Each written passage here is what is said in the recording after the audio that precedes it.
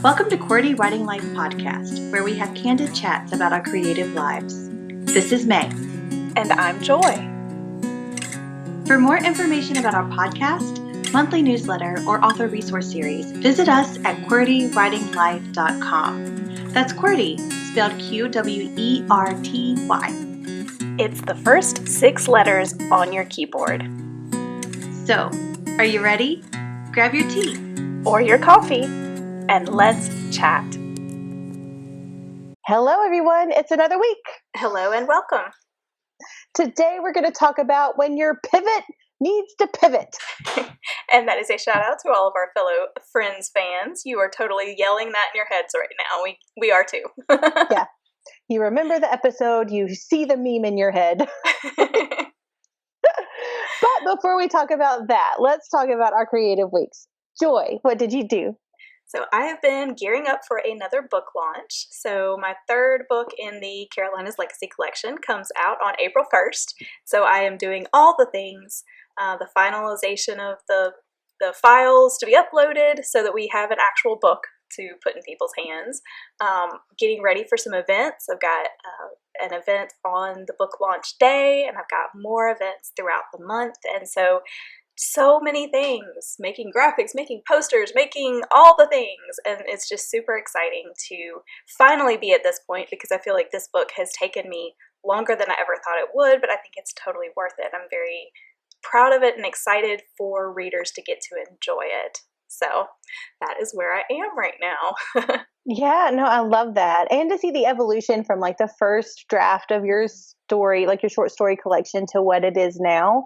I do think you're right. Like, I think that maybe some of these stories just needed a little bit more simmering time or something like that. And, you know, our life experiences and stuff like pour into all of that. So I just love how like your experiences has infused your fiction with so much depth and character and just beautifulness that from the beginning all the way to the end. So thank you. Yes.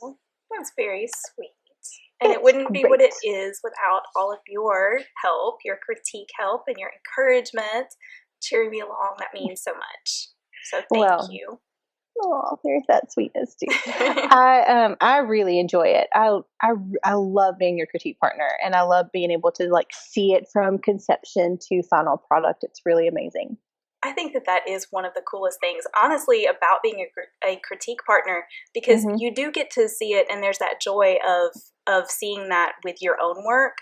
But I don't know, there's just something special about being able to see that with someone else's too, that right. Intimately and that closely. It's really a neat experience. Yeah, because you've had these conversations that it's like you've seen the struggles and you've seen where, you know, like where the hard parts have been and like the evolution of thought processes and mindsets, as well as words on the paper. Like it's more like, I guess you're just so infused. I'm sorry for the squeaky toys, guys. My dog is squeaking. It is here. Okay. He can squeak all he wants. Bodie is a sweet baby. Leave my baby alone. I know, he's precious. My sweet little mutt baby.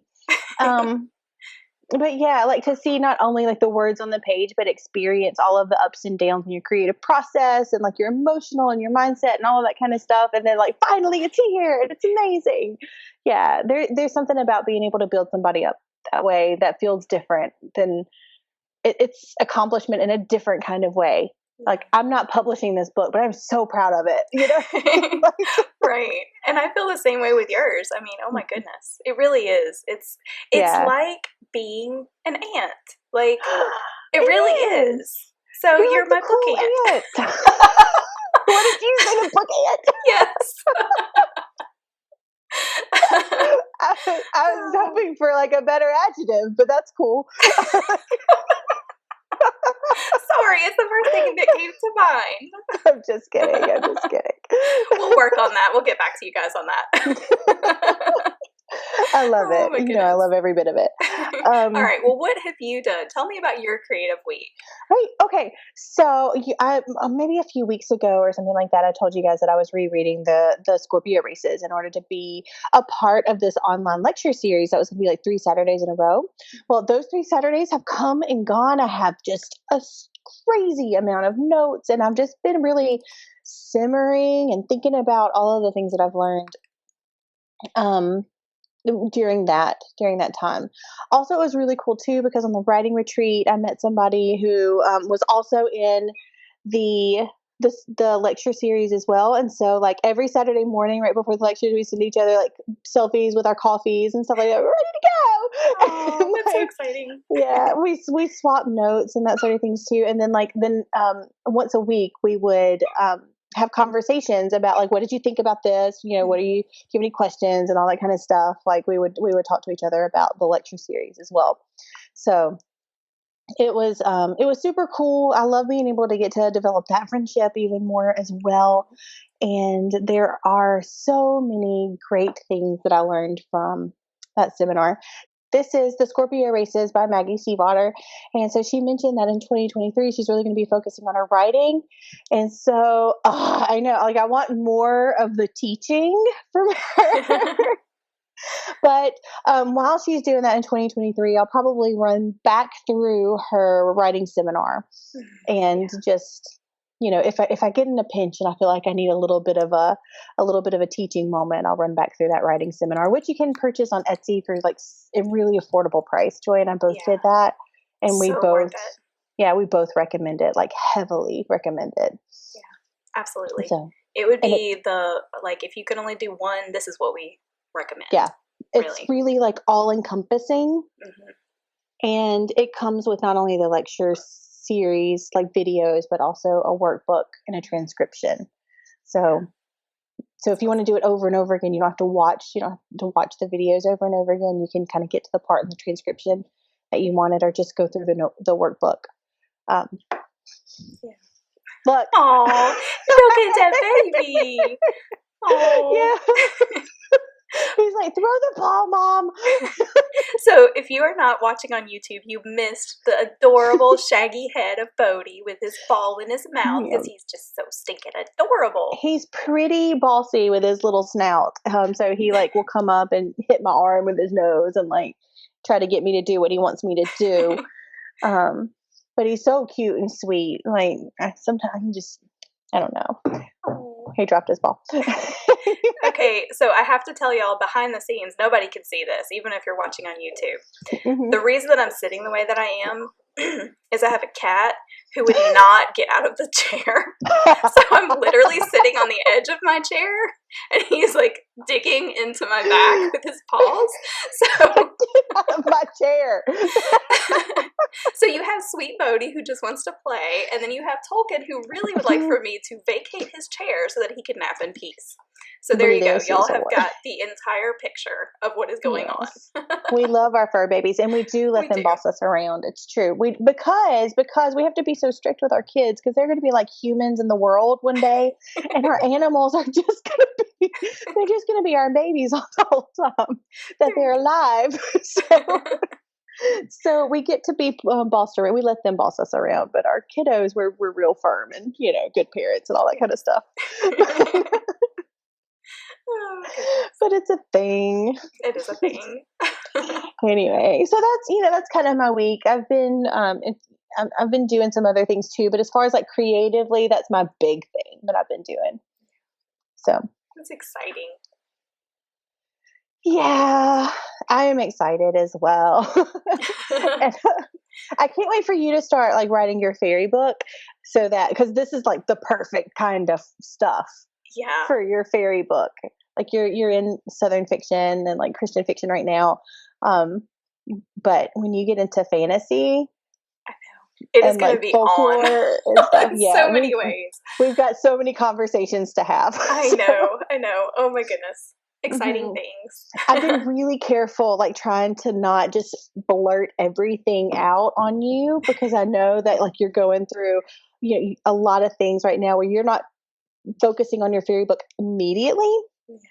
And I know that it would be like super distracting, and you would probably want to like grab a pen and paper and like just brainstorm a whole bunch of stuff. So I'm trying to be a good friend and let you get through your to-do list before we have this conversation. You are a great friend. And so I have to say, like, I have been, so one of my goals this year was to do blog battle again, which it's a monthly prompt. There's one word that's like a prompt for the month to write a little story. And so my goal has been to get back to that this year, because it's been a while since I've done that. Well, I use those stories as like a little tiptoe into my fantasy realm to play around with the world and learn a little bit more about it. And so 2 out of 2 months, we're doing good so far. We'll see. It could all fall to poop, after I say this. But anyway, it's been fun to be able to just dip my toes, and I limit myself. This is my afternoon to do this story. Mm-hmm. Tomorrow I edit, then it's done. So I'm not spending a lot of time, but it's nice. It's nice to be able just to remind myself of what I have to look forward to without losing my focus on what is the project at hand to be completed. So, right. Yes. Well, I get that, but also you can look at it like this. Okay, I'm going to give you a little bit of something that's going to make you feel like, oh, this isn't just an indulgent thing that you do. I don't know if you recall, but we did an entire series on the podcast on why writing short stories is a really good thing. That is true. That is true. We are big proponents for short fiction for a multitude of reasons. That's true. And also, Maggie Stiefvater wrote, I think it was a short story a week or something like that in order to practice craft. That's right. So there were things like, So they would have a prompt. It would be a picture and she did it with a couple of other writers too. Mm-hmm. So it would either be a picture or a sentence, or there would be something that would prompt them, and then they would all 3 write a short story a week, and they would post it on a blog. Mm-hmm. And so that held her accountable for like learning her voice and her craft and like teaching her things. So yes, it would also be indulgent in that there are some stories that we want to practice on, like some ideas that we want to practice on, but also it's feeding your craft and your voice and making you comfortable with putting new words on the page. And sometimes we can really stop ourselves as creatives whenever we get to something that's new and blank, but it's like you're exercising that muscle, and it'll be easier for you to actually start something new, I think, because you're doing this. I agree with all of those things. And you guys just got that as like a bonus. Yeah. So you know what? That's not even the episode. You are welcome. I mean, this is just already like, you have been enriched. We're humble too. Oh. I'm over here like, oh my God, stop. Oh my goodness. All right. So I think it's probably time for us to pivot into the topic. Oh, that was so cheese. I loved it so much. I do what I can. Yeah, let's do that. So we have been having some work sessions in between these episodes, right? And just a little summary about what season 4 is all about. Joy and I have written a book called Finders Keepers, the practical approach to find and keep your writing critique partner. We really had a long subtitle for that one, but it actually explains everything that's inside of the book. So it was a good summary. Mm-hmm. So that came out in 2019, and now we are writing a companion workbook to go along with it that has new content, new ideas, and but also flows along with the evergreen stuff that is inside of the book. Okay, so we have made a plan, because in the past when we wrote the book, we actually like met in person and wrote the book together. That has not been our life. That is not the season of our life at this moment. And so we made a plan to have elongated virtual sessions where we would discuss everything that we need and like have, when I say long, like 2 to 3 to 4 hours, something like that. And so we could develop this companion workbook. That was our pivot. Do we prefer virtual? No. We like to be together. We like to, have champagne and when we celebrate something and like exactly. and to eat like sandwiches and stuff. We're big on snacks. Right. And we're also big on like writers retreats, like affordable writers retreats and stuff too. So we did like a bed and breakfast on a farm one year. We did just like a regular hotel in one of our, in my city one year. Yeah, we did that. And then, so, and we don't go all out, like we're not all elaborate about it, but it was just really a time crunch thing, I think, at this point in time where we just did not have the like physical time to do it. So we were able to cut out the travel time and that sort of thing and just do the virtual. And we thought, this is gold. This is absolute gold. Joy, was it gold? In some respects, yes. To a point. There we go. To a point. It was. So I think, yeah. So like May said, we tried to make it more convenient. We had these times blocked off, but we recognized after evaluating our last project, so writing the actual book together, Finders Keepers, the book together, we looked back at that process, how that all came to be. We reevaluated the standing of our current project, the workbook, and we realized that there are just some things that really need to be done in person with extended focus, for full days, multiple days with some fun breaks in there, Right. those kinds of things. And so really we did find that the brainstorming and the idea part went really well virtually. It really did. And then we pulled apart each section of our book. Our book is split into 6 chats, as we call them, and we would go off on our own and read those and then come back together and talk about what needed to go into the workbook, if there was anything we needed to change or add or what, and that really went okay in this format. Right. But now we've gotten to a point where there's so much needed conversation and back and forth collaboration that the virtual has just become tedious. And we really need a solid chunk of in-person time to just push through and get to the end of this, or at least the end of getting it all into a document. Right. Well, and it seems like 2 to 4 hours would be plenty of time, except for that we're also friends. So, yes. Exactly. So we would get into a work session or something like that, and we would spend the first 30 minutes of it just like catching up because we haven't talked to each other since the last time. And then also we would spend a significant amount of time, I think, not a huge amount, but significant, because even 15 minutes in a 2-hour slot is significant, right?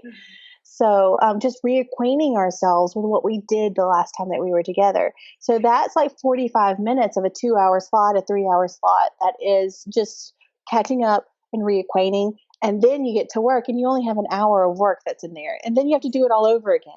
So I think for me, that was really like the big thing. Like we just didn't have enough consecutive time on the project, and not that I just felt like reacquainting myself every week was just pretty tedious as well. Talking to you is never tedious, so that's not not even going to put that in there. Yeah. But reacquainting myself it's always been a thing for me. Like when I don't have long stints of time to do a project, it's always very aggravating, and I don't want to be aggravated. Right. Well, and too, like it's hard. It makes it harder to focus in, because you have this whole process of getting reacquainted, and then you have to like refocus your mind. And when we do these sessions, it's in the middle of a work day, or it's in the middle of like life. So right, it's bookended by stress. Yeah. Yes, if that makes any sense. That is a perfect way to say it. Yes. Right. And then every time we have, like, if you think of it like here, like this is surface level here. Okay. I'm sorry. For everyone who is watching on YouTube, you can see my hands move. But just think of like a straight line, and that's going horizontally.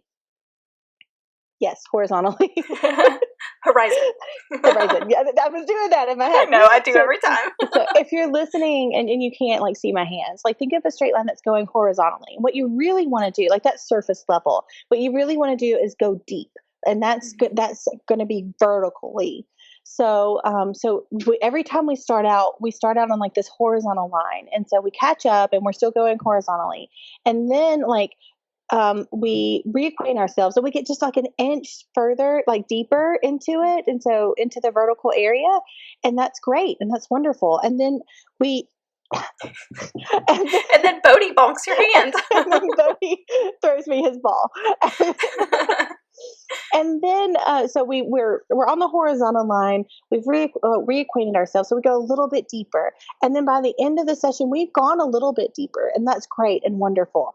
But there's so much more that's farther down that we need to get to, and these 2 to 4 hour virtual sessions are not getting us there. Yeah. But we know that if we get together and if we spend a day together, then we're going to get there. Yeah, but being in person, we'll be able to get to the focus a lot quicker, get to that deeper level, the vertical instead. And so, and this is, we know ourselves, like I said, we looked back at what worked with the book, and maybe we need to do that again. Right. So this is the new plan. This is the pivot to the pivot. So we pivoted because we couldn't meet in person. And then that didn't work. So we've pivoted to the pivot, which is almost kind of a little bit back to the beginning. Yeah, that is true. But with tweaks, and we've learned things. We've learned things along the way. We've learned what can be done, in this format. Because like we said, the brainstorming and the, all of that, the evaluation part, that did go really well. So, yeah. I mean, obviously, I don't know. I don't feel like this was at all wasted. So, oh, no, I don't either. And I always think that whenever you try something new, and if it doesn't work out, we still have gained that knowledge.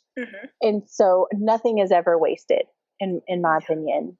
So did I make you feel that way? I'm sorry. No, not at all. I wanted to make sure that we were being clear with that, and we have done a great deal of work on this. So like, work has been done, and we are in a great spot. I feel like we're in the back 2/3 of it, which is huge. So, I just want to make sure that everybody knows, like, we're not disappointed in the progress that we've made by any stretch of the imagination. And I feel like what's been done has been good. And so now we're going to wrap this thing up in another way that we know has worked in the past. Yeah. Right. Yeah. Well, I mean, I can say that looking back on all of our work sessions and everything, I do think that here's a positive. In all of our work sessions, every time that we've done something in the 2 to 4 hour times that we've met, like once a week, every time we have taken a moment at the end of that time to articulate something that we have learned or noticed or observed in that time. And that has become these podcast episodes. But by articulating that, like, I think that we might not have done that if we would have done it all in one fell swoop on a weekend or something like that. Like, we would not have taken the time to stop and notice something that was a part of the stage of what we were going through at that moment. And so this season and all of the observations and cool things that we found out about our together creative process, and also like just working on a project collaboratively, none of that would exist if we had not done what we did. Yeah. So definitely the focus of this season has been beneficial in a multitude of ways. I think too, and I don't want to speak for you, but I think for me too, like, the things that we've learned about it's good. The things that we've learned about our collaborative process, it's also helped me learn about my personal creative process. So it all overlaps. The podcast episodes, I'll be honest, I was a little worried going into this season. Like, are we going to come up with something to share every time? Are we going to be able to do this? And I really was a little worried about it, but it's been amazing to see like all the things that we've learned that we've been able to share with you guys. And I hope that they've been helpful for y'all. I hope that you've found them valuable. I mean, I certainly have learned things and that I wouldn't have otherwise. So absolutely, I think this whole endeavor has been worth it. Right. And so I guess the moral of that story is that if you do try something new as a creative, then, and if it doesn't work out, don't be downhearted, because there's something good that came from it, even if it's just the knowledge that is not the way that you should go. Yeah. Right. But there's most likely something else too, if you look a little deeper. I love how you said that. So what we've done, like we told you guys, we've decided that we're going to meet in person. We've already set a date. We have a date on the calendar. We've got plans in place for that. So that's good to go. But we have a little bit of in-between time. So we decided on a mini project to do to fill in that time gap, and we're going to tell you more about that in the next episode. So I hope that you come back for the next episode because we have some fun things to share there. So I'm pretty excited about where we are and where we're going and what we've accomplished already. Yeah, I totally agree with you there. Okay, so let's just kind of recap in 4 bullet points. The first thing that we want you guys to know is that knowing where the change is not good is just as valuable as knowing when the change is good. But you wouldn't know that if you didn't try. So pivoting is always the right thing. If something's not working, always try to find something better. Yeah, definitely. Always don't be afraid to try something new. Yes. Yeah. Absolutely. And you want to go with number 2? Yes. So the second thing is sometimes our process just simply isn't convenient. And that's what we discovered with the fact that we couldn't do what we had done before in the beginning, like May talked about our season. So sometimes that process isn't convenient, and that leads to the pivot. So just being open to knowing that there are other ways to do things and being willing to try them. Right. And I would also venture to say that our pivot ended up not being convenient. Like we thought it was the convenient thing, but it ended up not being as convenient as actually meeting in person. So sometimes the thing that we think is going to be the best or the most time sensitive doesn't always end up that way either. Yeah. Which it was for, a couple of aspects of the project. Right. So we were right on for those. Right. So I really think like our next writing project, it'll likely be some sort of collaboration of both, like virtual and in person. Do you? Yes, I definitely do. I think that we have a better idea now of what things can be done virtually and what things just simply can't. And then we can plan and timeline around that knowledge. Right. Yeah. But we wouldn't know that if we didn't try. So. Exactly. Back to point 1. So point 3 is like recognizing when adjusting for the season isn't as productive as we hoped that change would make it is still a vital part of the creative process and our creative growth as producers of art. So, and I feel like we've kind of talked about that as well. Yeah, definitely. But definitely a sum up bullet point. And then the final thing is just identifying patterns in our processes is invaluable. And you can't do this without going through the processes multiple times, right? So we're starting to see patterns. And like I said earlier, I'm starting to see them in my personal creative processes as well as our collaborative ones. So the more you do things, the more you go make something, as May tells you every episode, the more you're going to recognize these patterns in your own processes. Yeah. Well said. Yay. So, should we do a QWERTY challenge? Yes. Right, it is time. Go for it. Let's do it. All right. So I've got 2 creative challenges, QWERTY challenges for you. The first one is, if you've been a creator for a while now, so if you're old hat at this one's for you. Can you look back over your projects and see patterns to your process? Do you work best in different places or at different times for different aspects of your project? Have you hit a wall in a project that caused a pivot? Is this something you had to do again in the next project, or did you plan for it and do it the other way from the get-go because you learned from your previous success? So just kind of think through these past projects. Look for those patterns. Now, the second challenge, this is if you're new to creating. So maybe you're brand new to this and you don't necessarily have a history to look back on. Instead, we challenge you moving forward to be observant of your processes.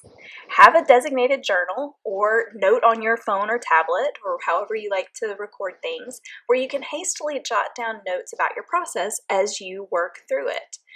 Especially include anything that doesn't go as you planned, or that just turns out differently in some kind of way. Brainstorm on that page how you worked around the challenge, if it was the challenge. Did your first pivot work? So if you took a pivot, did it work? Did you have to pivot again? Record why you think a pivot was necessary, first of all, and what was going on in your life at the time. And I think that this is going to be a really key point for you guys, because most creatives, we're not doing this solely. Like, we have jobs, we have families, we have lives, we have all the things, right? And we have to kind of tuck the creative parts into the nooks and crannies most of the time. So I think recording what's going on in your life at the time is really going to help you notice the patterns there as well, that might make a pivot necessary. So as you move ahead in your creative life, you'll be ahead of the curve with this self-knowledge that you're recording, like majorly ahead of the curve. We're jealous of you. Right. Yes, that's the case. Yes, it's true. Well, I love that. We hope that you enjoyed this episode and that you found some nice nuggets to go along with your creative journey. And have a wonderful week. Yes, and go make something. Bye. Bye.